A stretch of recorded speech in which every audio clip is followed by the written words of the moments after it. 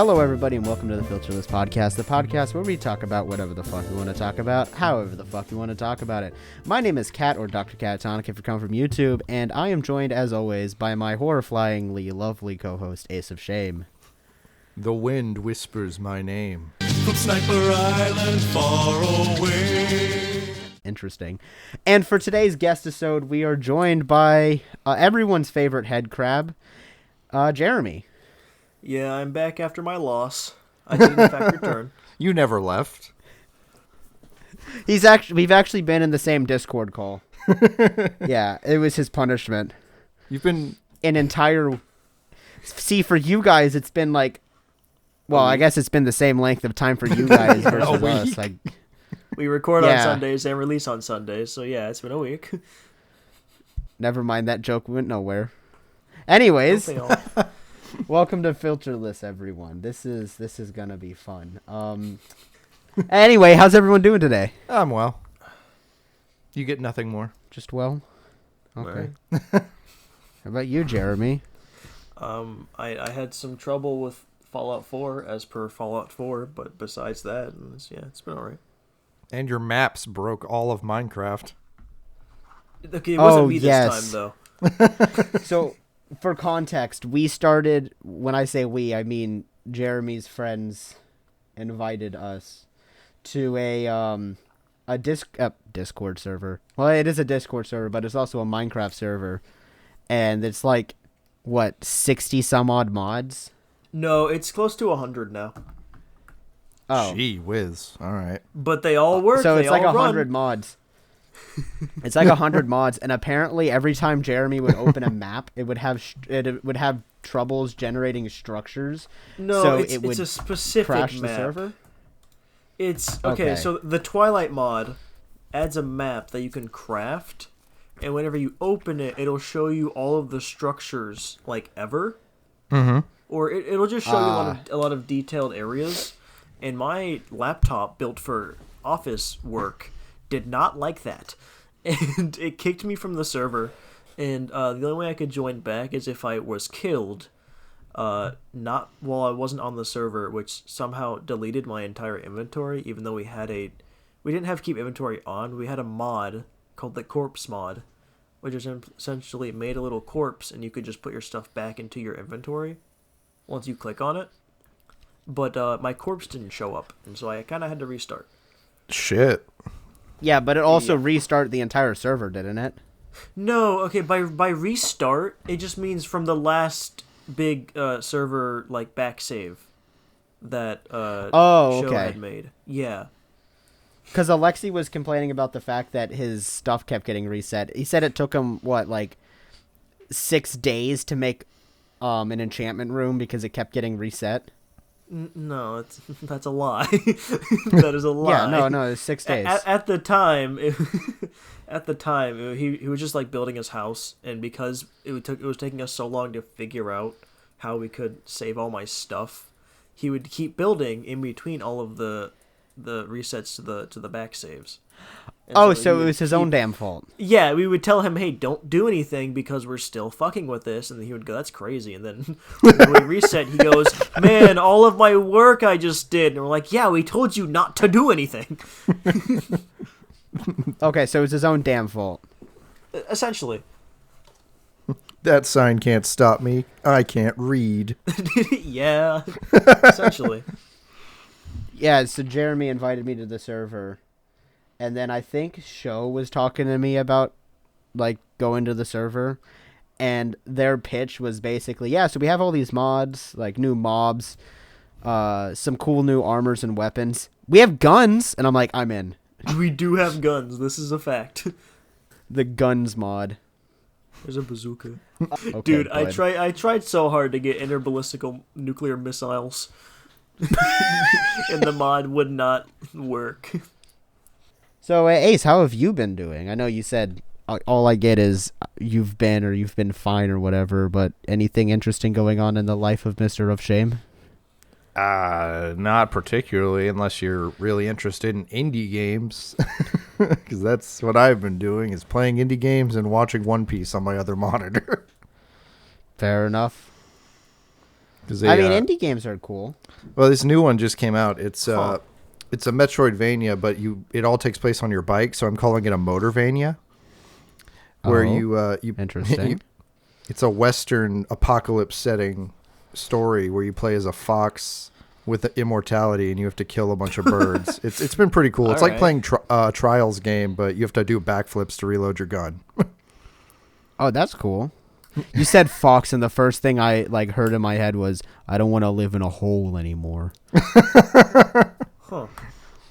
Yeah, but it's been pretty good. It's called Laika Age Through Blood.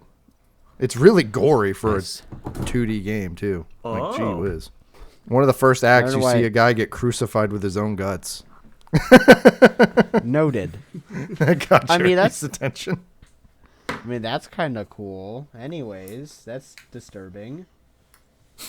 Speaking of disturbing, y'all ready for a disturbing fun fact?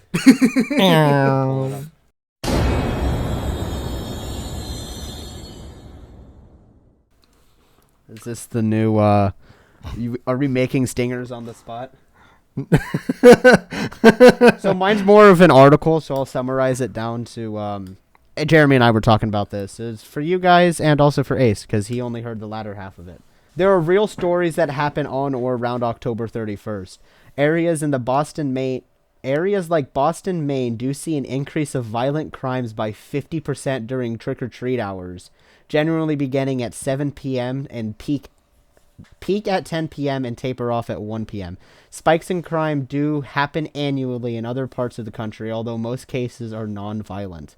And then in 2021, there was a series of mass shootings on Halloween across the United States.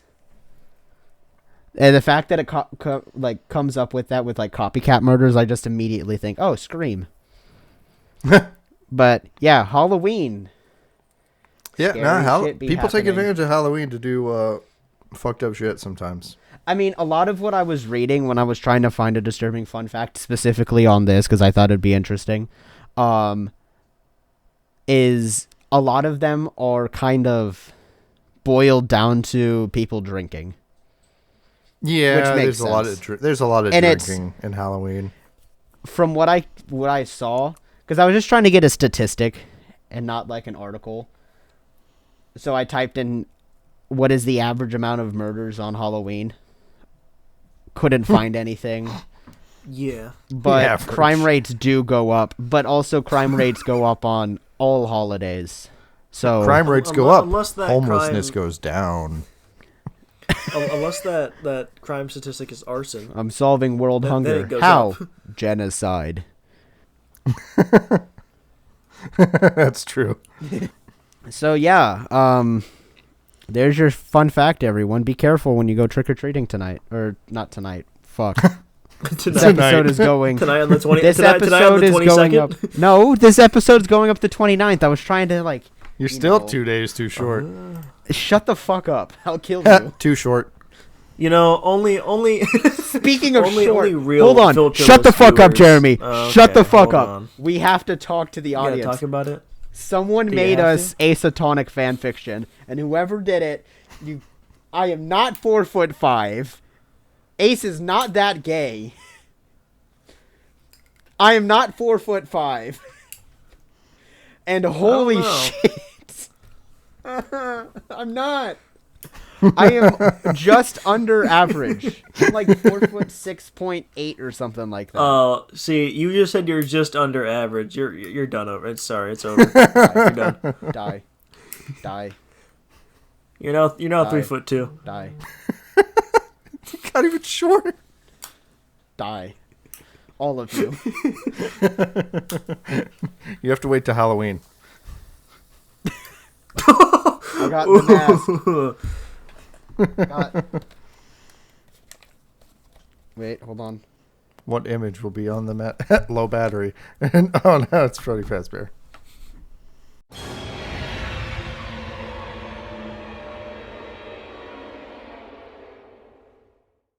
Anyways, ow, I hit my microphone. That made a beautiful sound in the audio. Moving on to the actual episode. Today's topic, we are talking about urban legends. basically, that just boils down to scary stories to tell around the campfire that qualify as urban legends. to tell in the dark. Dude, keep that laugh. We're using that next year for Halloween stinger. Why next year? You can't just use it This now? is the last episode. This is the last episode of the Halloween season for Filterless. Fun fact, everyone. Next episode, we're going to be talking about fucking. Anyways. Something that does Yeah, happen what a on Halloween. turnaround. No, you could. I would never fuck on Halloween. Why? The only thing I'd be smashing is pumpkins. You're like that kid with the eyebrows in that one Halloween movie. Just that one Halloween movie with the Let- kid with let me eyebrows rack that my really brain. boils it down. Jeremy, why don't you kick us off with your first story? Lovely. Although I can't really complain. I could have not, but okay. Do you not want Okay. to go first? We're You don't gonna have have- to go first. I'll do it. Okay, good, because you were gonna go first either way. Yeah, sort of. All eyes on you. Okay. I love that for me. All right. First, we're going to go with a classic. We're going to talk about good old Mothman. If you don't know Mothman, he is from the Point Pleasant area of West Virginia. And he is described as a man-sized creature with a very large wingspan and glowing red eyes, is what most reports give him. And a lot of the sightings tended to be around November 15th of 1966 to December 15th of 1967. The first newspaper, published by the Point Pleasant Register on November 6, 1966, titled "Couple See Man-Sized Bird... creature... something." And it was actually for a good week that a lot of sightings took place. Is where like the highest amount of sightings took place is in that week, or whenever they first started coming out. Fairly soon after, national press picked it up, and so a lot of sightings kept popping up all over the U.S. because, once national news picks it up, a lot of people are going to go, "Oh, I'm going to say I saw a Mothman for fame." But after national press picked it up, a couple of bird bird scientists, because I can't remember their names, stated that they were most likely seeing out of migration sandhill cranes or herons because of their bigger wingspan. That makes sense. But with at least 100 sightings in total, some including large groups of people, it was enough, somewhat, I guess you could say, evidence, at least circumstantial evidence, to have enough consistency to theorize at least something had to be happening. Yeah. That wasn't just occasional birds. I mean, people do be people sometimes, though. This is true. There was one, the very first sighting that was noted was, I don't have the date in front of me because I'm a dunce, but it was basically two groups of couples in a car, and they witnessed it on the road, and they kind of just saw it. It floated in the air for a little while. It chased their car, and it flew off. That's the And one that's that like, I've yeah, heard. okay, that could be anything. There was another one that I believe is lesser known of, where a mother and her child, I believe, her brother, and I think a couple other witnesses were walking out of their home to their car. The mother witnessed these big red glowing eyes above their car, and a strange sound that they could only describe as flapping. And it scared her so bad that she even dropped her 2-year-old child and mentally scarred her for a couple years to come. Fucking so that was sacrifice one of to the Mothman. Here, Mothman, take my it. I don't child, want it please. anyways. Child support's too expensive. 1970 Okay.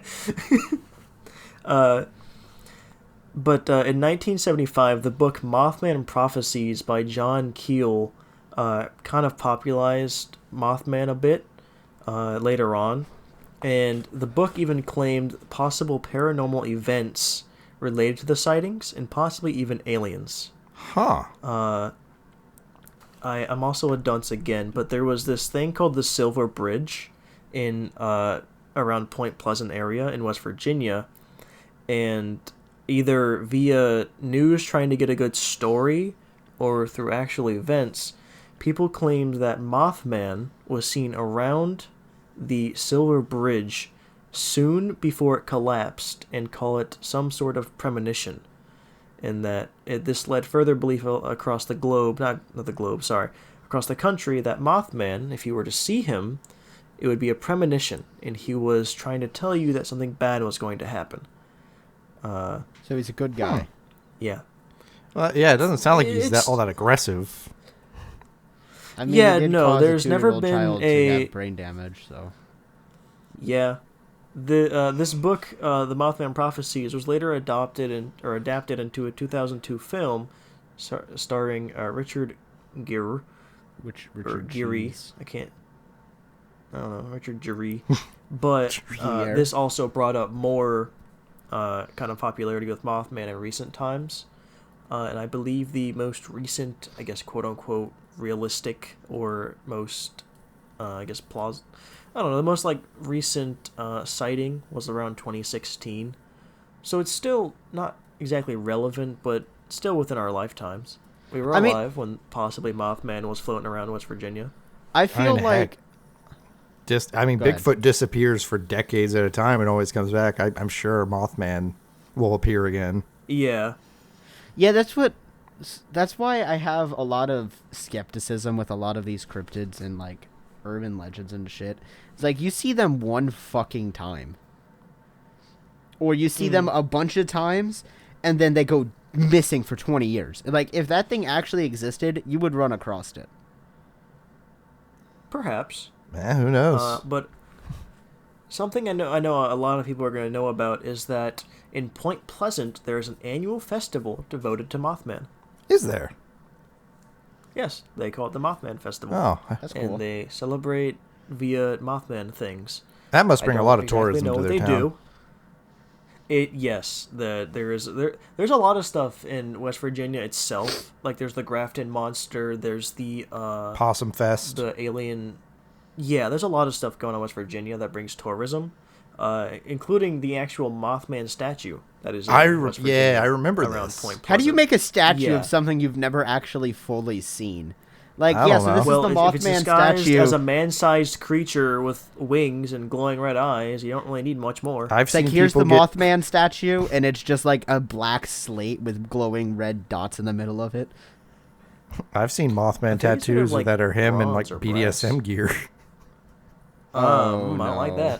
that. So, just about everyone has Humanity latched on hurts to me. what Mothman looks like. Humanity hurts me. There are lots of other things that people claim are in relation to Mothman.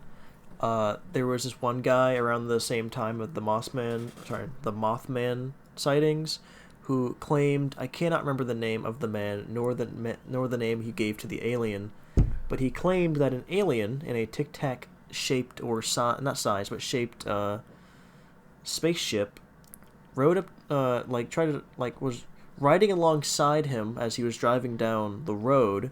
He pulled him over, essentially, asked him to roll down his window. He then decided to converse with the alien, is what he said or claimed. And apparently he had a pleasant conversation. The alien was very nice to him. And he proceeded to have multiple events where he talked or conversated with this alien via visits to the guy. And he got a lot of popularity. A lot of people came to his house trying to find or look at the aliens. Some people even claiming they had. But a lot of people kind of pair that along with the whole Mothman thing. Huh. Yeah. As kind of like, oh, well, Mothman is the alien guy, or they're related, or the alien guy brought Mothman to Virginia, or West Virginia. Weird. Yeah, because that's where we want to be, Virginia. Look, man, it was the 60s and 70s. What can you say? At least it wasn't the 1800s. Well, if it was the 60s and 70s, I know why they saw Mothman. Drugs. Drugs. That's interesting. Yeah, I actually didn't know all that much about Mothman aside from the memes. Yeah, just the minor things you find out. Yeah. All right, who's up next? You or me, That's Kat? about what I got. You guys want to hear about the devil chair? The devil's chair. I was like, is the devil chair like a chair with a dildo in it that you don't realize is there until you sit down? No, so I'm gonna preface this, but there are 9 of these, so-called the devil's chair. 8 of them are spread across the USA alone, and then the 9th one is somewhere in Italy. The article that I pulled up wouldn't tell me where in Italy. I kid you not, it just said Italy. I'm like, okay, that's where we're gonna say it's from. So Just Italy. but there is one in Florida, which is why I picked this one.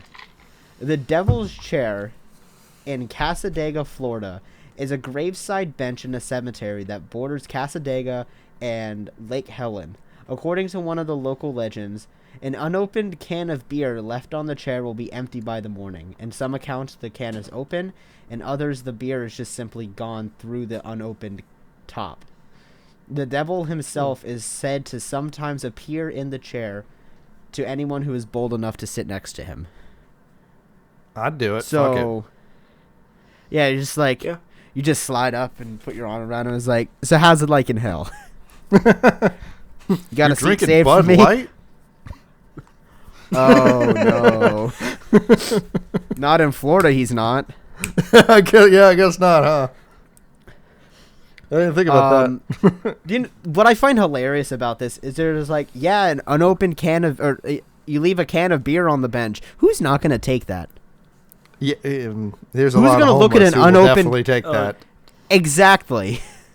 Especially in Florida. Especially in Florida, unless it's Bud Light. The articles that I was reading, they say that sometimes you can just see a person sitting in the chair, and as you approach, he just disappears. So, kind of a spooky little thing. That's like an Easter egg in GTA. Yeah. That's just old Bubba. He needed a beer. You're like walking up with a Bud Light. No. You're walking up with a root beer, no, root beer. You're walking up with a Bud Light, and he just like whips around and goes, "Are you trying to die?" He just, what the fuck is that? Oh, hello, Eva. She just hit her head on the table. But yeah. Cool. Devil's chair. The devil's chair. It's cool because, like I said, there's 9 of them spanning across the world. What happens if everyone sits on one of those chairs at the same time? Which chair does he go to? Whoever has the best sits beer. on the chair. Everyone sits on the chair at the same time, and then the fucking rapture happens. That's what they're waiting for. All right. You would think some clickbait YouTuber would have tried that by now. Yeah, you're not wrong. I get 8 of my friends to sit on the devil chairs at 3 a.m. That's a Mr. Beast video. Did you just get shot by some homeless bought guy? 8 of the 9 devil chairs in the world. I've gathered them in a circle in my garage. We're gonna fly 8 of the devil chairs. He puts them up in a circle, and it's just like a fucking nether portal. He sits in it and he just disappears. Oh, well, there goes Jimmy. He's gone. Never see Mr. Am I Beast the- again. Am I the only person that finds it funny that one of the most influential YouTubers in the world, one of the richest YouTubers in the world, his fucking name is Jimmy? He's like Jimmy Neutron. Slippin' Jimmy. I mean, what does it have to be, Bartholomew? Like, does it have to be some like grand? No, it's just Jeff, dude. You have Jeff Bezos. Yeah. You're coming after Jimmy and Mark Zuckerberg. It's always the you basic just got names, Mark. man. Yeah. You gotta think I'll about never it. get out there with. I'm gonna change my name to Bob, and then Dr. Catatonic's gonna fucking skyrocket. All right. Legally change my name to Bob. I think we're all pretty familiar with this urban legend. This is probably the thing that probably fucked me up the most as a child, I would say. is hearing this urban fucked- legend in elementary school. This fucked a lot of people up. I'll tell my story after you're done with yours because I have a really Honestly, funny one. It still makes me nervous to say the name out loud. Like, it's that much of an uncomfortable thing, but we're talking about Bloody Mary. I thought you didn't believe in shit like this. I don't, but this one's always... I've had a weird thing with mirrors where there's so always you're been self-conscious. something off about mirrors to me. Yeah. Like, what if there is, like, another dimension through that? Like... Have you ever looked at yourself in the mirror and you like watch your face melt? Yeah, that happens. That's just your brain malfunctioning. It's fucking horrifying. Did you also watch that Mirror movie as a kid? No, I probably didn't. My parents probably wouldn't let me. I remember seeing this one movie as a kid, and it was basically if you looked at yourself in the mirror, yourself on the other side of the mirror would try to kill you. There's I think a Goosebumps about that, where there's a mirror that has an alternate version of yourself, and it's trying to swap you out with it into the real world and trap you in the mirror. The idea of being trapped in a mirror is terrifying to me. Oh, yeah. And, like, you can do nothing about it because that's your exact clone out there walking around, knows everything you do. No one will even notice you're gone. Well, it's not your exact clone because they'd be left-handed because they'd be mirrored of you. Well, I'm left-handed, so they'd be right-handed. Yeah, and this but, guy likes mustard. Couldn't be me. Of course you're left-handed. That makes so much sense. Yeah, Wait, I'm a Jeremy's lefty. right-handed. You guys know that You're a lefty? Man. You guys know that that statistic that it's like statistically impossible to get two right-handed people and a left-handed people in the same room at the same time. We got two right-handed people and a left-handed person in the same Discord call. We're pretty close. I mean, yeah, but I feel like that's a bit easier. Yeah, it's I meant a little I more meant 2 common. and 1, not 2 and 2. Okay. I mean, I know like 2 left-handed people, you and my grandpa. So, anyways, Bloody Mary. Don't say it again. I don't have This legend is all, as we all know, is the chilling tale that if you say her name 3 times in front of a mirror, she appears and takes revenge on those who've called her forward. However, that wasn't the original story. So, the original story was women who were looking for relationships in life would do this during sleepovers, things like that. And in the mirror, they would see the face of whoever they were going to marry, someone they were going to fall in love with. But if they died alone, they would see a skeleton. Oh. So if you were never meant to have love, you would never see the face of the one you love. Interesting. So, and later, that was twisted into the story I'm going to tell here real quick. I have it wrote down, so bear with me. Written. The story we have spun around here now is that it'll summon the vengeful spirit of the woman Mary Worth, who was a woman who met a gruesome end in the 19th century. It's believed she appears in the mirror covered in blood, seeking revenge on those who called her forward from the dead. I don't know why it's so popular or why it still exists to this day, but it has always fucked me up. That's all I know. Yeah, I mean, Ed, that's a reasonable thing to be fucked up about because there's mirrors all over the place. Exactly. There's mirrors everywhere. Yeah, I have 2 in my room right now. Oh, Jeremy's Well, dead. that's your own fault. I don't have a mirror in my room. Like, you can And count I the used to- reflection of ourselves in our glasses as mirrors, and then now she's coming through the glasses. She like comes backwards into Like your it's eyes. it's the same thing with like the ring. She pokes you in the eye. I don't like, "Hey, like stop it." that. I don't like when an inanimate object suddenly has something in it that's beyond my understanding. Oh no, you would hate, you know. I was going somewhere with that, I sorry? promise. I'm sorry. Did- you would hate, you know. Jeremy, do you know where he was going with You that? wouldn't get it. No, I don't Brother, either. I you don't- would hate something, I guess. Brother, I don't even know where I was going with I'd that. hate, I guess. But yeah, so that's the story and how we've kind You of would hate twisted the it from what it's... inconceivable amount of sugar inside of a ramen noodle cup. Okay, buddy. I meant to say salt. I'm so fucking dead today. I'm like, what are you talking about? What happened to you? Continue. I was gonna say that wraps up that little history lesson on the original telling of that story, and how we've kind of. I don't know why we've twisted it this way. I couldn't really find out how that happened, but did they say that name into the mirror to get? Yeah. To get their true love. Yeah. It's like calling for the demon for a contract. Or Mary. Interesting. What'd you say, Jeremy? Maybe it's a form of bloody or Mary. Oh. Kind of like how you pick flower petals. She loves me, she loves me not. Yeah, it's kind of maybe it's I'll be bloody or I'll be married. Something. Yeah, you know, you might be onto something with that. So perhaps, I use perchance.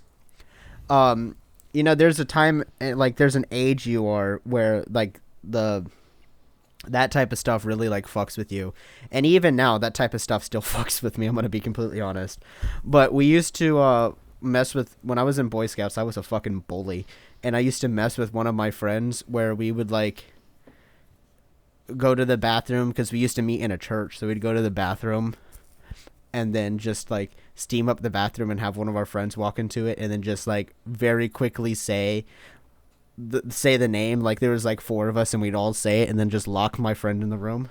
Oh, you ass. Yeah, You're the worst kind. I don't do that shit anymore. I'd have people who do that shit like with like candlelight. You know, you light the candles in the bathroom, everyone's standing around, you have your friend in the middle, they're saying the name, and then someone on the outside slams the fucking door and locks you in, and now you're in there with 3 other people screaming and running around in the dark. No, it wasn't. I'm I think I may have been misremembering, because I don't actually remember like locking just him in the room. I think we literally, all of us would be in there and we would just shut the door and not let anyone leave. It's like, if one of us is gonna die, we're not dying alone. Gatekeeping, escaping. Yeah. You're like the guy who hides the bite in the zombie apocalypse. It's like, if I'm gonna die, we're all gonna die. And then you're like, yeah, no, none of you are leaving. Yeah. It's not fair. Yeah. God damn. But I yeah, don't do that type of shit anymore. I'm a little more serious about stuff like that. Because, I mean, it was like the same thing in, to bring it back, Candyman. It was, you can say that name 3 times, and there he is. He appears in the mirror, stabs you with a fucking hook, or fills you full of bees. Not the bees. I ordered the apples. All right, buddy. But no, I don't do that. Like I said in the first episode of Halloween, the shit, what was it called? The Paranormal Activities one. I don't not believe in ghosts, but I don't believe in them. Like, if one were to appear in my room, I'd be like, hey, it's nice to know that you exist, but I'm not going to be like, no, that's not real. I may not believe in ghosts, but I believe that fucked up things can happen sometimes. Yeah, exactly that. Like, I don't believe in ghosts, but I believe that there's a possibility of shit like that. Everyone walk carefully around your mirrors tonight. The ocean. The ocean. The ocean. I'm going to go on a spiel about the ocean. We've explored 5% of the ocean. Mm-hmm. We've charted more of our own goddamn moon than the ocean. Who's to tell that there's not some sort of demons living among us? Cthulhu. You can't tell me we've charted all of the earth. Jeremy. What'd you say? He said among us. Among us. Bum, bum, I'm bum, sorry. bum, bum, bum, bum. Tension breaker. Anyways, Back to Jeremy. Yeah, I just had one comment of like the whole ghost scene. It was like, I'm not a disbeliever at all, because I could definitely see something happening. Because whether you look at it biblically or you look at it just from conspiracy theories of whatever you want to have, you of quote unquote evidence, like Kat said, if there was just a ghost appeared in my room and it was just like, sup, I'm gonna be like, that's crazy. Do you want something, bud? Like, can I get you a drink? I'm not gonna go. You want a you're not Capri Sun? real, and then I get fucking possessed or some shit. You're like, damn strokes. But yeah, like the whole Bloody Mary thing, and then like a Ouija board. Oh yeah, Ouija that's boards. another, like, as a kid, your parents are like, don't do Ouija board, you'll get possessed. But you're like, Okay, so confession time. So, When people would talk about Ouija boards at school, I misheard them, and I always thought they were saying Luigi board. Luigi boards, okay. Is that the new Mario board game? So I thought it was a Nintendo thing. The Mario. But Mario, we gotta talk to Dad. He's dead. Do you know what's hilarious is that the age rating on a Ouija board is fucking 8+. So you're telling me you have to be 8 years old to summon a demon, but I gotta wait until I'm 21 to drink? Like, Hey, come on. Hasbro sells the Ouija board. They own the patent. Yeah, because like, do you really think Hasbro is gonna be like, yeah, we can summon demons. We're just gonna give this out. They're like, that shit ain't real. Here, have a fucking piece of cardboard. It's buy one, get one. ham. Buy a Ouija board, get a copy of Hungry Hungry Hippos. You guys can each pick out a board game. My ass picking out the Ouija board. I'm surprised I haven't made a Monopoly Ouija board matchup yet. I think the Stranger Things Monopoly is actually a Ouija board. God, I think so, never too. mind. Never mind. Anyways, Jeremy. Yeah, anyway, it's my turn again. Okay. I'm gonna yep. I'm gonna bring it back to more known characters. Well, I guess everybody does know about Bloody Mary, but you might not have known about the Devil's Chair. That's 3 times. I'm gonna go. That's crazy. For I him. didn't say it 3 times. Yep, for him. You did. Yep. No, that's crazy. Anyways. He just I'm dies gonna go mid-recording. Yeah, just you hear the screams of the damned, and then just like static for the rest You hear the screams of the damned, and then just hear Jeremy go, "Sup? You need something?" You're the Mary I've been hearing about, huh?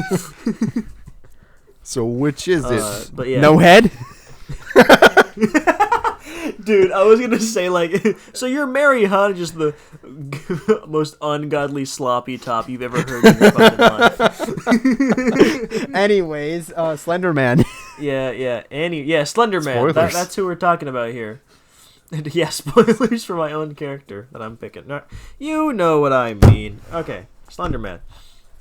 If you don't know Mr. Slender Man, Mr. Man, the man of the Slender, he's a fictional character who at some point became scarily real, and I'll get into that in a minute. But he's usually depicted as a tall, 7 to 8 foot man with a faceless white face and wearing a black suit.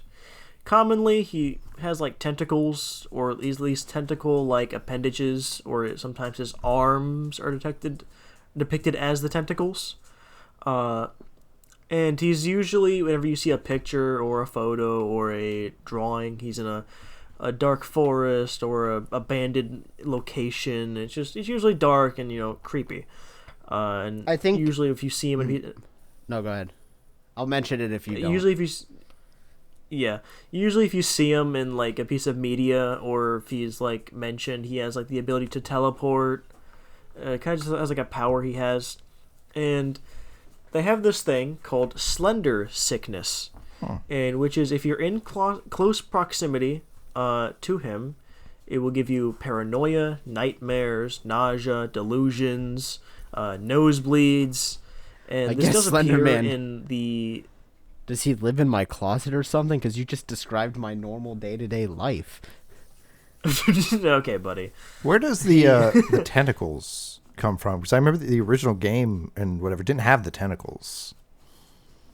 Yeah, okay. I'm not quite sure. It just sort of usually they'd come like out of his back, I think, and you would just kind of see it behind him. Yeah, I was But just if you wondering look like up how artist renditions, well, that's what I want to kind of get into is that. Oh, sorry. Slender. Yeah, I'll get into that, buddy. Bucko.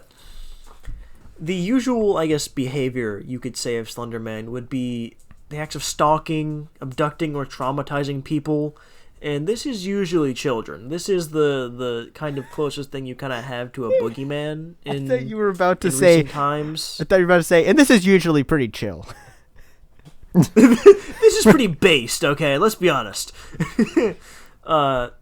Which all of that combined in itself is that's pretty creepy. If I was in 2009 and I heard of this new character called Mr. Slenderman, a faceless, featureless, okay, a white. Can you shut up? I'm talking about Slenderman. So, if I saw that, if I looked at my window and I saw that dude, I'd be pretty. I'd either have to fight him or run away. That's fight or flight. Yeah. I have guns. And a lot of his. Yeah, I do have a 12 gauge, and I'll be using it on Mr. Slenderman. But one of the reasons that is kind of known as to why he became very popular, or one of the reasons that's said why, is because he's mysterious. He doesn't have like a story of how he became the Slender Man, or he exited through this portal through hell and came to Earth to traumatize people. He's just there. He's kind of just that guy. And he doesn't really have a background. He doesn't have a story. So a lot of the popularity with him is that you kind of get to make up what happened, where he came from, or why he's doing what he's doing. But sorry, I'm getting like 30 million. Anyways, Mary came to get him. I want to talk about the history a little bit, because as we, the people who are trying to figure out and make up how he came about, there's an actual time and place that he did. On June 10th of 2009, on a thread in the Something Awful internet forum, in which a man of the name of Eric Knudsen, using the name Victor Surge, entered the idea of Slenderman in a Photoshop contest, and even holds the copyright for it. He, in a contest, photoshopped pictures of what he had made Slenderman and entered them into the contest. That's when he was made. That's when he was created. This is a being that we have actual evidence of the time, place, and reason of why he was made. Yeah. Wacky. But somehow he still becomes scary. We know where he came from. We know he's a made-up construct of just some dude online. But somehow, if we're out alone, if we're out in the woods or outside or even inside, and the idea that no matter where you are, he could be there. He could be watching. He could be standing out in the forest. He could be behind you right now, and you wouldn't know. And that's the thing about Slenderman, is that both of you just looked behind you, but I also just told you that he was made from some guy on the internet forum. Yeah. So That's true. Yeah. The idea of Slenderman is somehow still frightening, even though I just told you where he came from. You know what the dumbest thing about us looking behind us was, too? We have cameras pointed at us. We could see behind us. Yeah, I was about to say the same thing. Are we that fucking dumb? Like, Yeah. we were just like, It's one thing to look behind you via a camera. It's one thing to just turn around. And then It's scarier to turn around than it is to look through a mirror or to look through a camera to see behind you. yeah, that's true. Yeah. You know? Anyways. And yeah, with things like Marble Hornets and internet series and movies and other media, the kind of scariness and the idea of Slenderman spread a lot. And okay, I'm sorry. I wrote something really clever here that I should have waited to do the whole he could be right behind you, which was basically, if you're out alone, if you're out in the woods, if you're anywhere, and you're just looking, the corner of the eye, if you think you see your Slender Man, but you look back, you do a double take, and he's gone. Was that him, or was that just your imagination? And it was really, really clever. But my last point here is kind of why I'm going to mention how he became scarily real. And if you don't know, you listener or viewer, I guess, if that's a thing we're going to be doing on this one, if you don't know about the incident on May 31st, 2014, two 12-year-old girls, not dragged, but convinced one of their friends for a birthday celebration to go out in the woods and play hide-and-go-seek, to which they pinned down their classmate and stabbed her, I believe, like 17 times. Yeah. The girl was very strong and very willed, though, and was able to crawl to a point in which a cyclist found her and was able to call the cops and get her help. When the police were told, they found the two girls on their way 5 hours away to what they thought was an abandoned mansion owned by Slender Man himself. And they believed that in murdering their friend, they would become proxies of Slender Man, basically little underlings, or they would be able to serve him in some way. And with this imagination of the idea that Slender Man was being real, they also believed that if they didn't try to kill their friend, that they themselves would become victim to the Slender Man. I'm not going to get fully into it. I'm not going to tell you everything that happened before and after. They did get tried as adults, and it was brought to the fact that they were mentally not there. They were definitely, one of the girls, I believe the one kind of leading the charge on it, did have schizophrenia, undiagnosed. Wow. And there was just a bunch of other mental things going on there. The Slender Man movie could have been so good if they just stuck with the source material. Like, holy shit. The whole, like, stabbing your friend and then them crawling out of the woods is straight out of a horror movie. Like, that's an actual horror, like, situation. He turns people into trees in the movie. Huh? The issue is that they not only did the families of those affected not like the movie just because it was more Slender Man, I don't think they would have liked the idea of them taking the tragedy of their child getting stabbed and threw it into a Sony movie. Yeah, you can't do that. Yeah, I mean, it is a little too soon for that. If it was like... I mean, it wasn't 40. Like... the movie was in 2014? Was it? No, it was... There is... I think so. Not to go off topic here, but there is a creepypasta movie in the works where we're going to see some of our bigger names still on the silver screen here in a bit.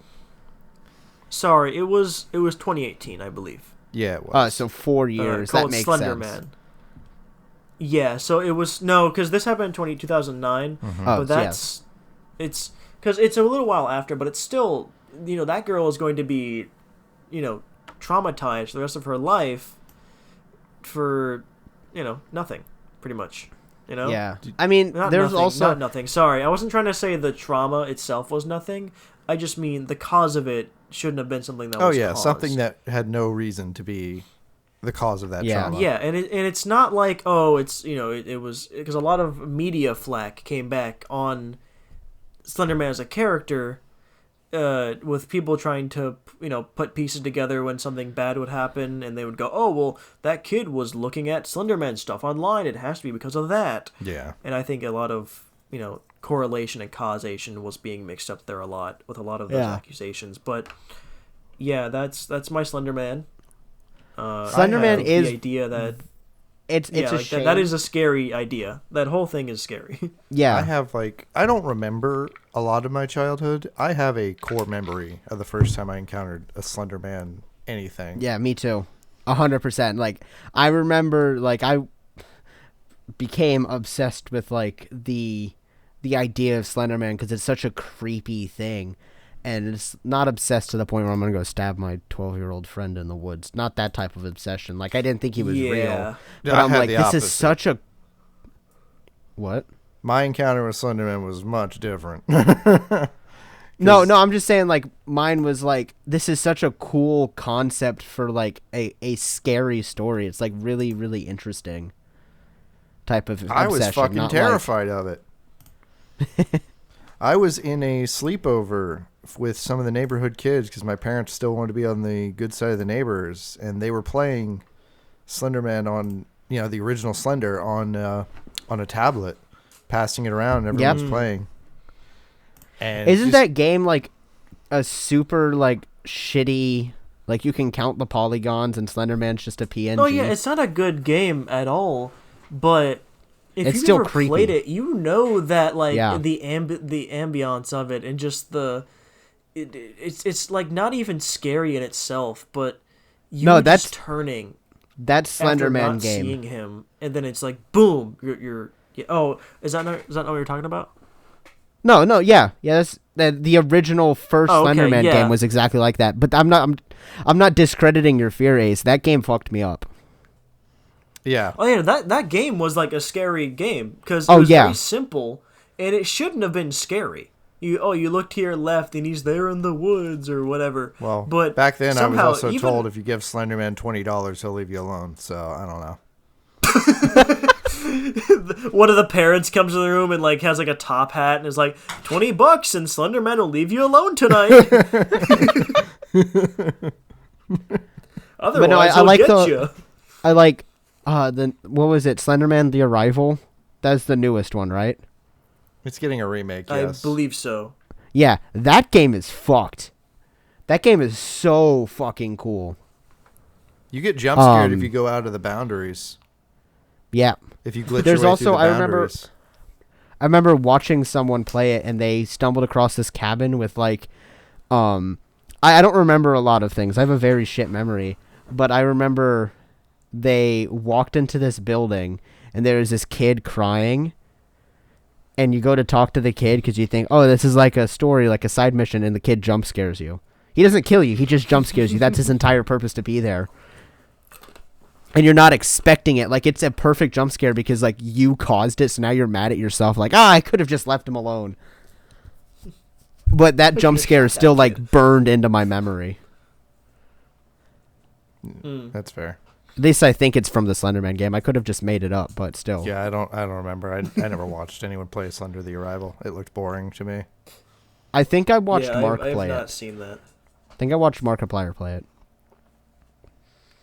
But yep, that's good old Slender Man. Yeah, that's the Mr. Man. But yeah, now knowing what I know about the creepypasta community, that doesn't sound too far off from something Yeah. a lot of them are. There are a lot of unhinged individuals who don't feel like they have a place in the world. So I don't Yeah. condone it, but I'm not surprised. Fandoms and freaks. Also, has anyone ever seen the Family Guy clip where like Peter gets tall and skinny? And he's Like, it's Yes, the Slender yes. Man! Oh Kill my God, it's yourself! Slenderman! Kill yourselves! Peter. What? What? It's just a goof. It's just a goof. Oh my God, it's a Slender. slip. I guess that makes it my turn, right? Yep, your turn now.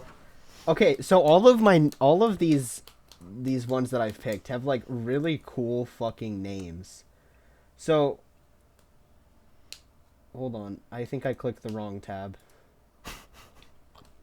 Yeah, okay. So I say that and then one of mine is just Walking Sam. Butter dog. So my next Dog with the one- butter. My next one is called the Dead Children's Playground. So this Ew. is a playground located in Maple Hill Park, Alabama. This urban legend is about how a lot of children lost their lives in Huntsville during the Spanish flu pandemic of 1918, and most of them were actually buried in the cemetery that is right next to the playground. So haunted ass playground. And not gonna lie, children are one of the one things that I fear most in a horror scenario. Especially ghost children. But I just find it like super like I don't have anything other than what the paragraph that I just read you guys. But I'm sure you guys can go look it up if you want more information, because I didn't do my job and gather more information on it because I ran out of time. Can you stop? My cat's using my chair as a scratching post. But yeah, it's a playground that is directly next to a cemetery, which is terrible layout for a city, if you ask me. Yeah. Yeah. It's like, oh no, I broke my neck going down the slide and I'm dead. Well, Just roll you on over. I'll go get the just like shovel. I just like to imagine walking past this playground and it just being like the most haunted fucking thing ever. Because I'm sure it is. Like, this like one of those scenarios where you walk past the playground and you see the swings swinging on their own. Which really fucked me up. I saw like one visual of 2 swings. They were swinging on their own, but it wasn't. You could tell that it wasn't the wind because they were swinging at different rates. So Creepy. yeah, I don't fuck with playgrounds being haunted. That shit fucks. That shit can fuck off. I thought he was gonna say I don't fuck with children. I was like, I don't fuck sure with hope children not. either. Either, man. Priests, on the other hand. Anyway, that brings it to you, Ace. Oh, does it? Okay, so Yeah. who would you rather hear about, the bunny man or the killer in the back seat? Which one is actually gonna kill me? Oh, both. If the chances, okay, but if the chances were like on a percentage scale, which one is more likely for me to run into? The killer in the back seat. Do that one then. Because it's a primal. I kind of know about this one. It's a primal fear. It's not just one Yeah. entity. It's a primal fear Okay. that like stems from the urban legend of someone who was driving in the night and stops at a gas station. And as she's driving away, the attendant is running after her yelling, "There's someone in the back seat. There's someone in the back seat." And when she turns around, there's no one in the back seat. So she keeps driving until she starts hearing things in the back seat. And she turns and happens to see someone out of the corner of her eye and pulls over and gets out of the car before she can get killed.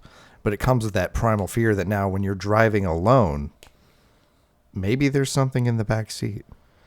Dude, I have to drive to work tomorrow. You could be driving Dusting off alone the old. in the dark. You could have, your jacket thrown back there. You might not be able to even see the seat, but there could be someone in the back seat when you start driving. Is that the entire thing? Yeah, pretty much. I mean, That's. I have a similar mini one if you want. Go ahead. yeah, sure. So, this is I heard a very similar one when looking for a good urban legend, and I kind of decided not to do this one because it was less of an urban legend, but it's like the one you just talked about. It's more just like a fear based on real events. And this one's called the Stranger's Call, or the Strange Man's Call, and it's a story about a babysitter who's babysitting a couple of kids Have you checked while the the children? parents are away. Yes, it is that. It's Basically, it tells a tale of a babysitter at a home, and she gets a call on the phone, and it's basically saying something like, "Have you checked the children?" And she goes, "Who is this? Blah blah blah, whatever." Hangs up. Couple more calls. It's just like, "Why haven't you checked the children yet?" And so this freaks her out. She turns off the lights, closes the curtains, and the guy on the other end of the phone is like, "Why'd you turn out the..." Or no. And then she calls the cops. The cops say, "Okay, you got to keep him on the line for more than a minute." Or because, that's just how, Yeah, cops that's how work, long it apparently, takes in fiction. Well, Yeah. it's in real life too. That they have to have them on the call for X amount of time before they can actually track it. Back then, I think it's a lot shorter now. I'd imagine. Yeah, I think nowadays they can just Ping, yeah. go to the yeah. But so she calls the cops, like, keep him on the line, and so this time when he calls, she's trying to like conversate, "Oh, can you see me?" And he's like, "Yes," and all this and that, and the guy hangs up again because that's what he's been doing this whole time, and the cops, the phone rings again because this guy's been calling her, so she picks up and he goes, "What do you want from me?" And it's the cops, and they say, "You gotta get out of the house. The call is coming from in the house." But as she goes to unlock the door, she realizes she can see the nightlight upstairs from the children's bedroom, from the door opening, and it's basically a tale of there was a killer inside the home that killed the kids and the babysitter, but That's he was already in the fucked. house the whole time. Yeah. And so it's like it's a fear that is only it's a specific fear. You have to be like a babysitter babysitting a couple of kids. No, it doesn't even have to be just that. The idea That just stems into the there's fear. also the whole like, oh, like if there's someone in your house and you can't do anything about it, and you gotta just have to have that fear of someone being in your house. Yeah, I have like that. you're not not at home, because my house is very small. I live in like a little trailer, but here, if I'm here alone, I will occasionally sweep the house. Because like I am searching. Looks like for what someone I know just what in I'm case. doing tonight. No, just like what Hunter was saying when we did our fears and phobias, like monsters might not exist, but home invasions do. Like Yeah. just the idea that like home, the essence of home is safety, and just the idea that your safety isn't safe. Whoa, you know? Oh yeah. Yeah. The fucking. That's what like That's why your car is another vulnerable point, because if you're in your car, you're safe. You're just driving. It's your little safe space. yeah. If you get in your car, it's just you. But if someone else is already in there and you don't expect it, that's another one of those things. Yeah, my car is so packed full of just shit. I've got a bunch of boxes because I'm doing a bunch of If you fill your car problems. with random bullshit, no one can squeeze in, then you're fine. Yeah, I got a bunch of projects, so my back seat doesn't exist. It's like covered. It's like filled with boxes and stuff that I stole from work. Also, not to point but out no. the Your car obvious, was but none of cinder us are blocks. women, so we're less likely to be targeted anyway. Yes, that makes that anyone was one sleep of better. That was, yeah. Unless you're a woman, in that case, sorry. Sorry. Deal with it. I guess. Check your L. back seat. Buy a gun. Buy a gun. But yeah, like I said, just like the idea that safe isn't safe anymore is just horrifying to me, which is why I'm writing a book on it. I'm writing a book, and my entire book is just something that's supposed to be safe isn't safe anymore. And it's freaking me out just writing it. I can't write it when the lights are off. Mainly because I can't see the paper, but, you know. That's Sorry, fair. buddy. But yeah, I think like these urban legends that are primal fears of things that could happen to you are Yeah. some of the better ones, because they're the most believable. They're the Yeah. most like, oh shit, that sounds like a true story that could happen to me. Yeah, when it's less about a spooky ghost, the more like, yeah, this dude or this chick was murdered in a way that could happen to you. It's like, oh fuck. Yeah, Like, I've said this before to people. You see that door? That shit's staying closed tonight.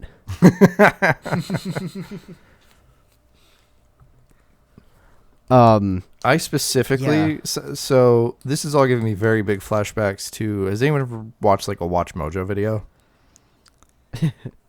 oh, Yeah. like top 10 Yeah. scary things or whatever. They did a video on urban legends that a lot of the ones we're talking about right now.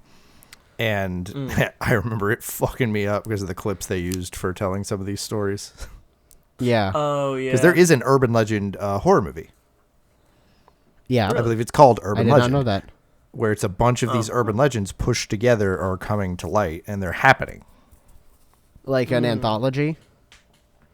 I Type think it's thing, an or- anthology. It might just be one big town is all of a sudden being affected by all these things, and so it's happening to different people at different times. But it's I all know still within the story. Yeah, so another thing that really fucks me up with after you told the have you checked the kids thing, I know I've sent this video to both of you guys at least once. And I know for a fact I sent it to you guys recently on Instagram, but you know the Hey Michael video? Or Michael, is that you? Mm-hmm. Where he's like, Michael, is that you? And he turns the corner and there's just Oh, a super yeah, tall it's like figure a and all you see is these creature. white glowing eyes. And it's like, Yeah. and then it stops and goes, that's not Michael. Yeah, so that's one of those Like- things like, that that's a funny thing. That's Yeah, a so funny thing. if but I were to see that imagine if it without, wasn't so funny.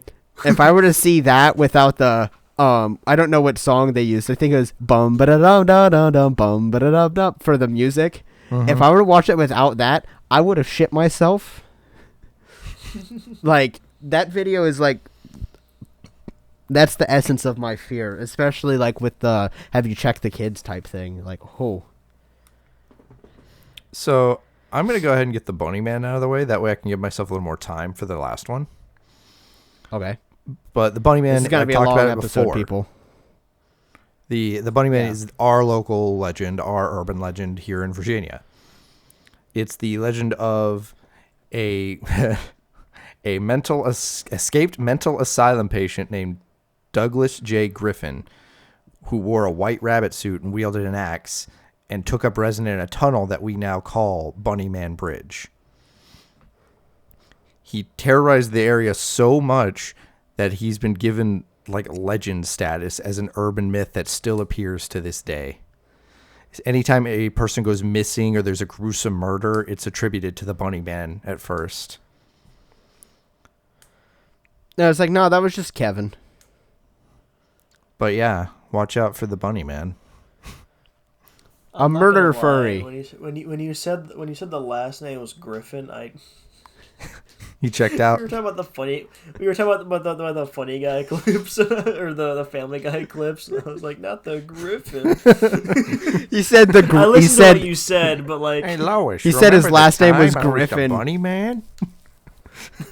he said the last name was Griffin, and I just immediately remembered just the it's Slender Man, kill yourself. Peter. Peter, the Bunny Man's here.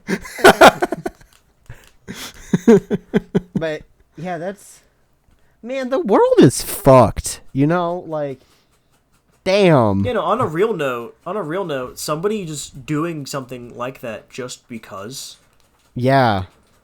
or someone who is like a psychopath. Well, he's who just doesn't nuts. experience Yeah, he's just empathy. nuts, strong, and free. Yeah, if you're just, yeah, like someone who just does that just because.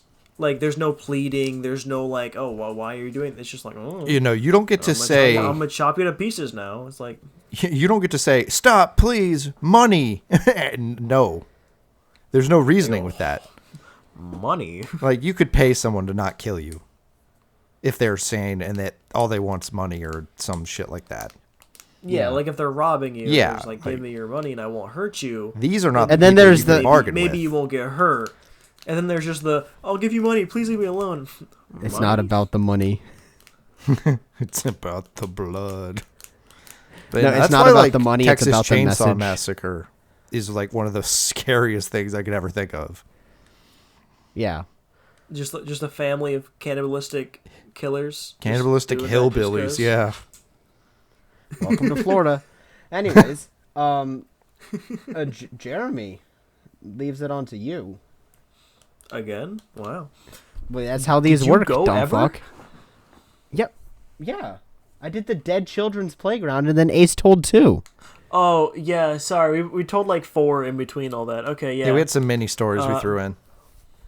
Yeah, before I tell you the name of this one, I'm gonna tell you I'm gonna tell it like I'm telling a campfire story, right? I'm gonna tell you the story, and then I'll tell you who it is or what it's called, and then I'll explain like the lore, I guess, behind it. I'll give credit to the shut up. I'll give credit. So we're following a guy. He's just driving down the road. He had a long day of work, and he's ready for the weekend. He stopped by, got some gas, and he's on his way down the highway. He's just driving, and tapping his hands on the steering wheel, listening to some good old tunes, the late night stuff. That's just real nice and calm, and it's chill. And he's having a great time, thinking about the weekend. Maybe he'll barbecue. Maybe he'll just sit out home all day. Who knows? But he's ready for it. While driving, he sees this girl on the side of the road, and he's like, "That's weird. It's late. It's dark out. I better, instinctively you slow down when someone's on the side of the road," and he does that, and he brings his car to a stop, and he looks at her, and she's like missing a shoe. She's got like some weird attire on for like the temperature it is outside. It's the northern area. It's not snowy, but it's a little chilly. It's getting October time. And so he gets out and he's like, "Hey, miss, are you all right?" And as he gets closer, he realizes she's got like a head injury.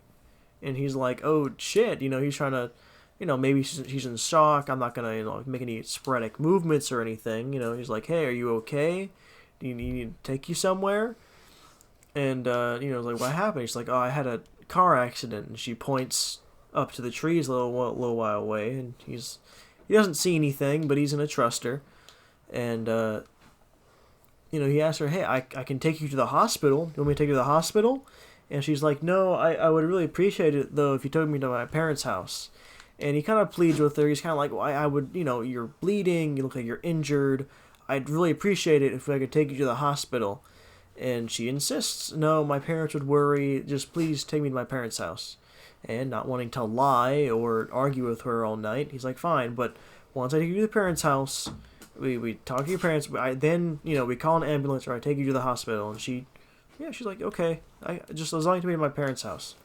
And so he opens the back door for her. She gets in the back seat, and he gets in the front seat. He puts on his seatbelt. She puts on hers. And as he starts his car, the radio comes on because he was listening to it beforehand. It kind of startles him. He goes to turn it down, but the lady's like, no, if you could keep it on, I'd appreciate that. And so he's like, okay, whatever, trying to just make her feel comfortable. So he starts driving. And he's driving along, and, it's just, he's trying to get to town moderately quick, but not trying to speed or nothing. Maybe a little bit, but, he's not trying to go 85. Well, yeah, this is like low mileage highway. And, she's kind of just chilling. He glances at her every so often, making sure she's not falling asleep or passing out or nothing. Head injury and all that. And he does realize that as he's driving down the road, he never did see a wreck or anything. And he kind of starts to worry because he's heard about, the dangers of hitchhiking. And he starts to worry, oh, I hope this wasn't a trap. But he starts to realize the best spot to get him was whenever he got out of the car. So he kind of eases his own mind like that. He's kind of like, okay, yeah, that would make sense. It would make sense if they waited till I got there. And so, they're still heading the road. He checks his phone every so often to make sure he's going the right way. And as he starts to get to town and reach the street lights, she puts her hand on the glass. She's staring up at the lights, and she kind of whispers to herself. It's like, oh, the lights. We're almost in town. And he's like, yeah, almost there. And he's like, hey, what happened exactly? And she's like, oh, well, got in a car accident, and I just learned to drive, actually. And she gives a little chuckle, and he jokes with her, and, it's like, oh, I guess you need a couple more. And they laugh. It's, real nice and somber.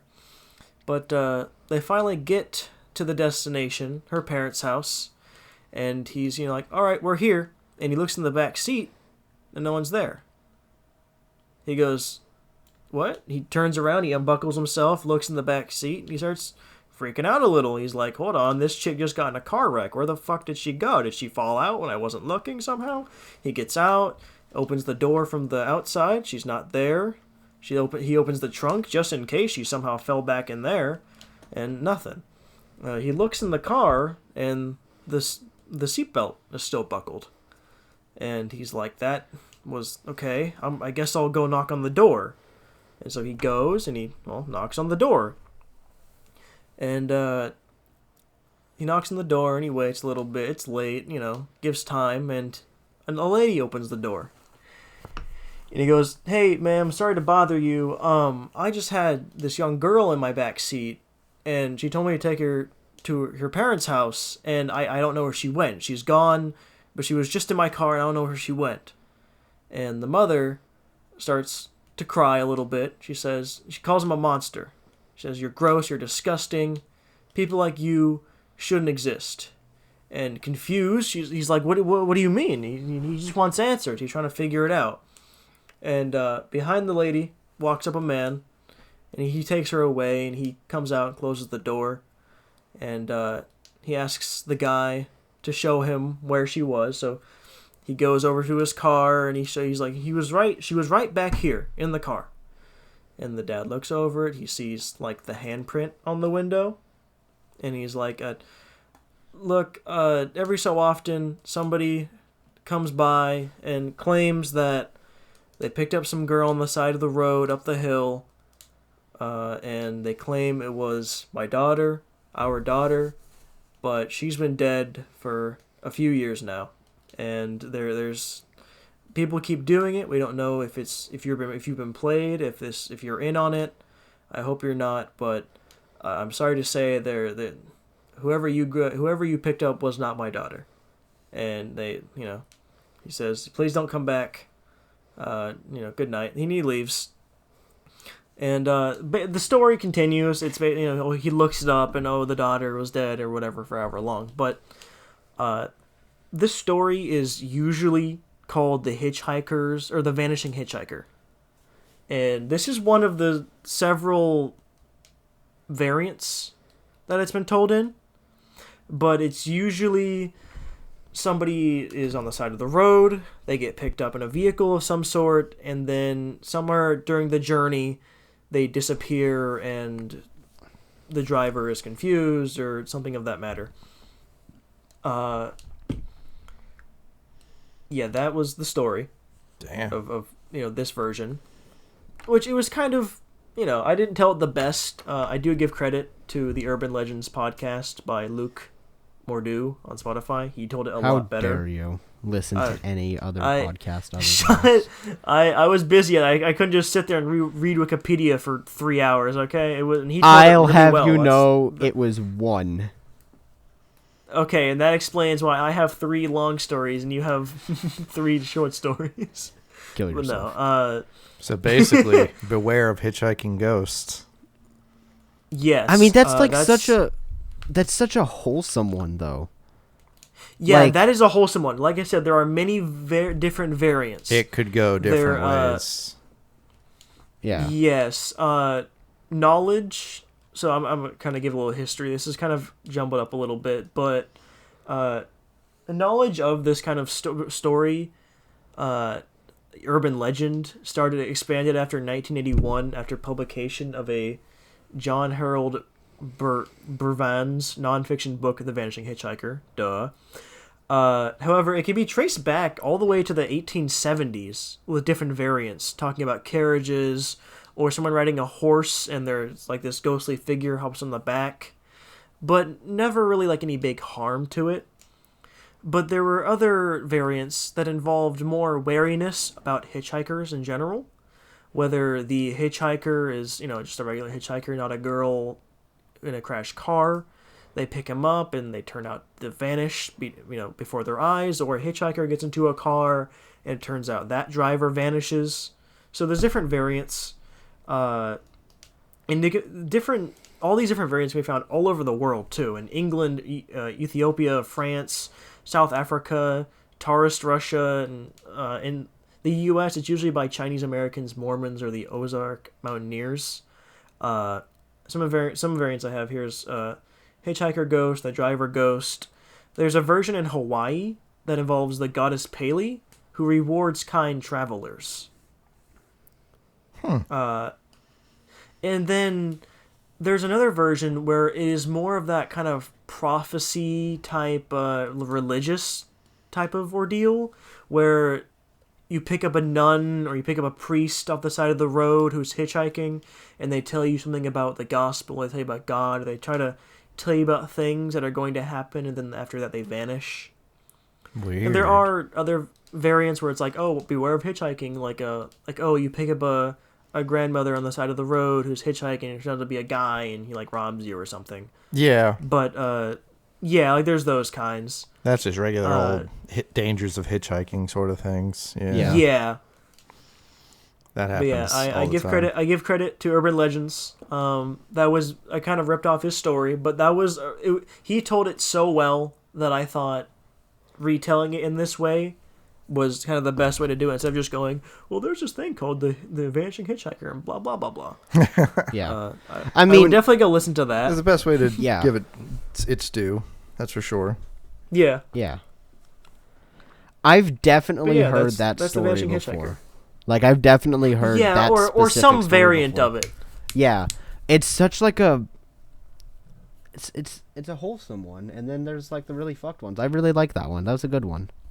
Yeah, it's rudimentary too. A lot of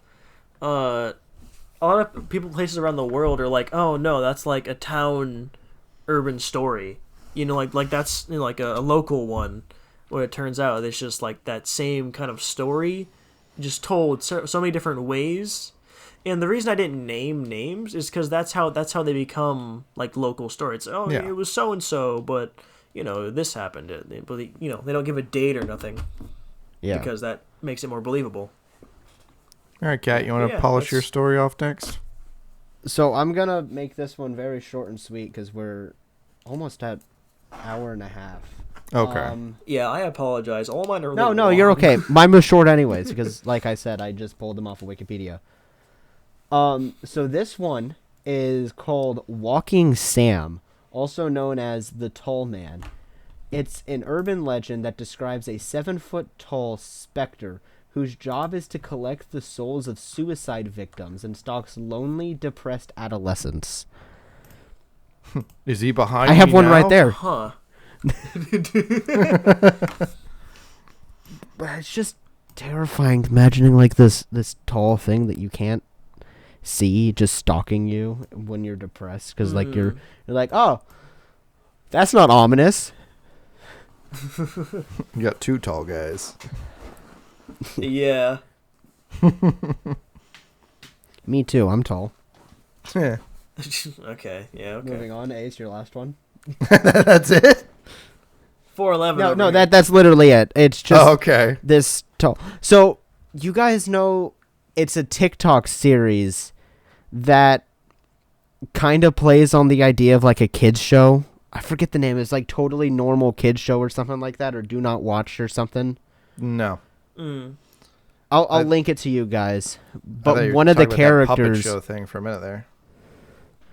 No, it's like Totally Normal Kids Show or something like that. And it's this super fucked like TikTok series. I'll send you guys a recap video of it. And one of the characters is the Tall Man. And I after reading about the actual Tall Man in Urban Legends, I have a new theory about that. And the person that he kidnapped at the end was actually going to kill themselves.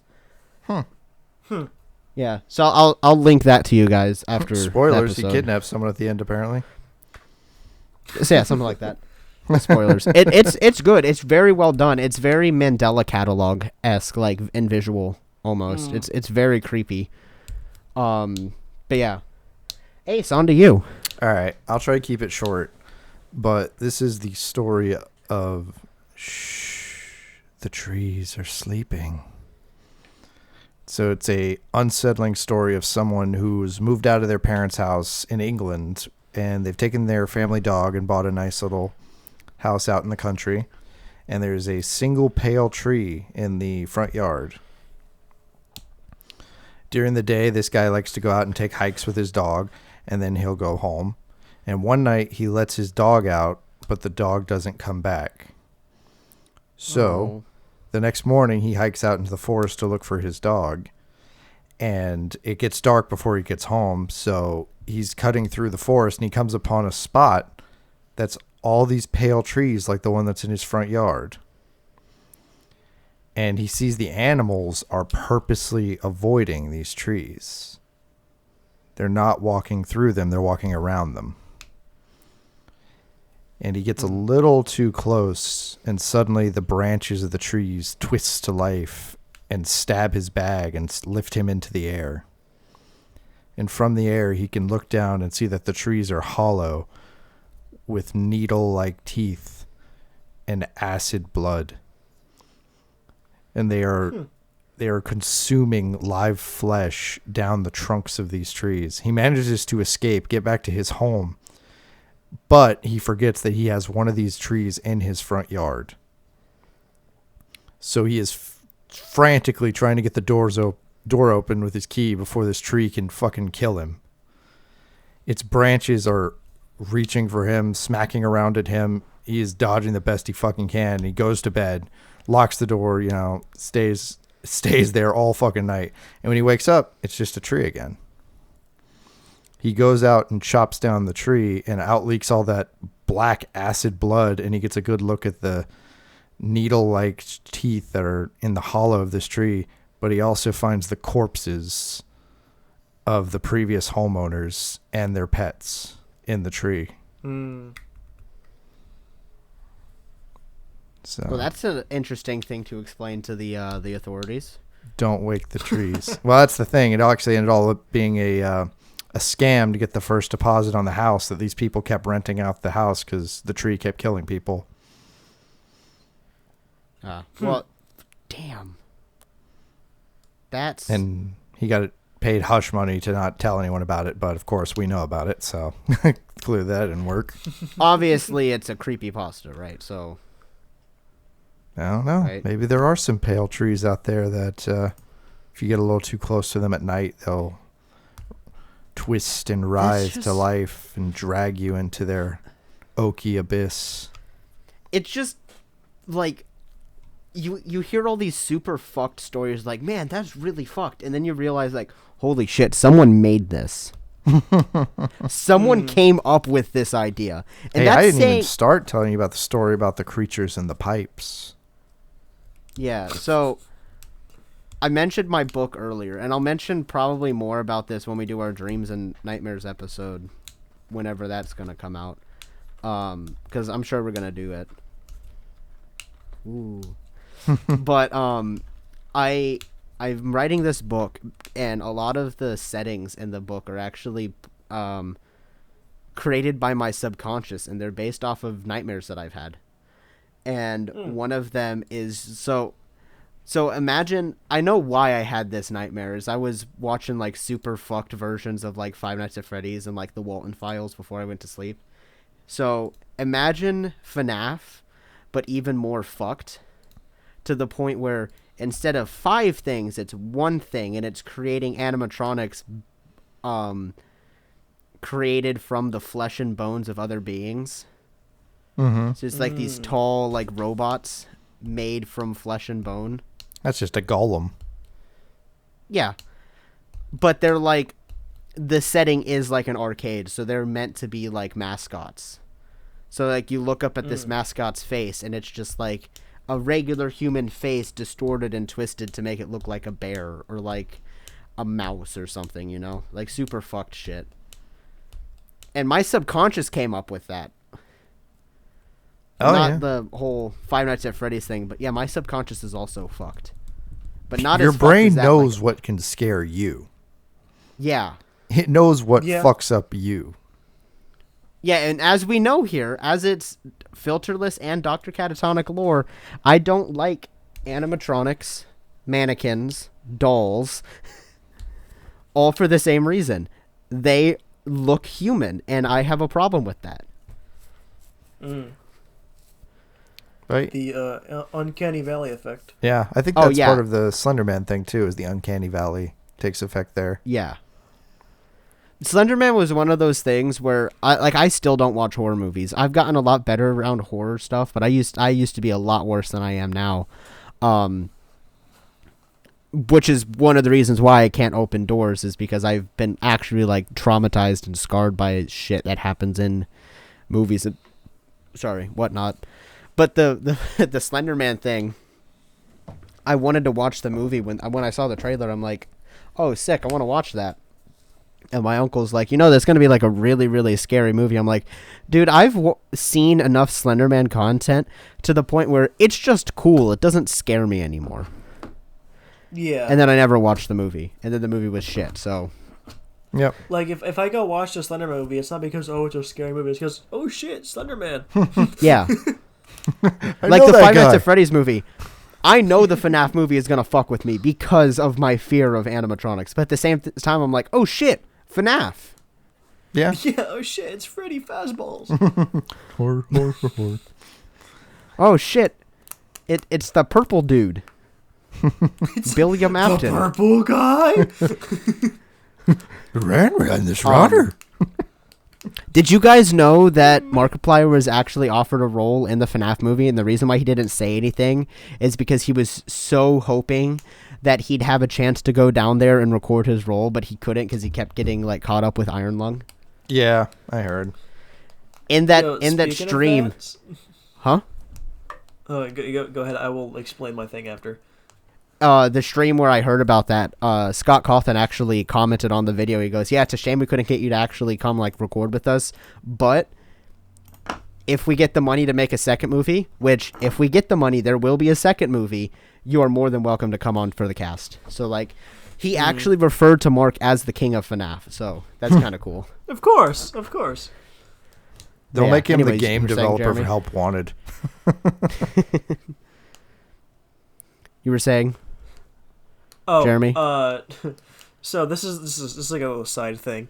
On the subreddit for Distractable, which is their podcast, someone edited the trailer for Iron Lung, because in the trailer, if you haven't seen it, he's covered in blood. He's in like a big pool of blood. They edited it to turn it all look like jizz. Oh no! Yeah. I knew. Yeah, they that's where talked you were about going it. with that. Iron come. Iron cum. And the comment was literally Iron Lung, but it's jizz. Yeah, Before you they can made get a the comment iron about lung, that. you gotta have the iron throat. Bruh, okay. It's the director's cut.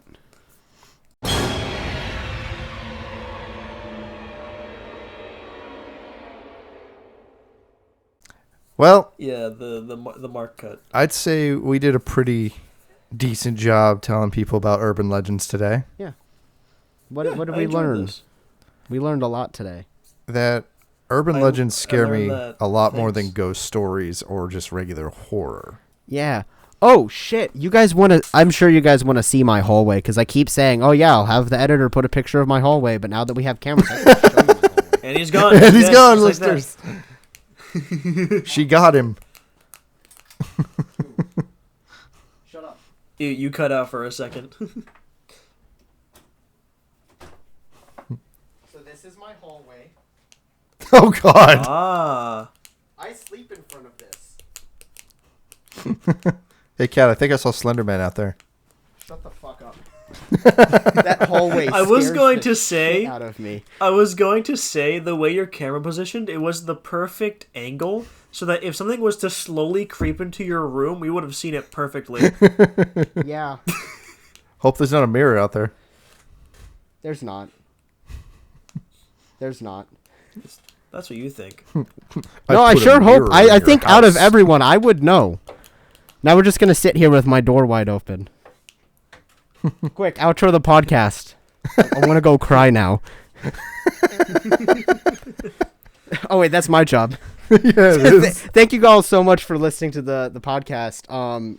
If you guys want to see that visual of me opening my door and showing you my scary ass hallway, which I sleep in front of, go check out the video format over on YouTube and Spotify.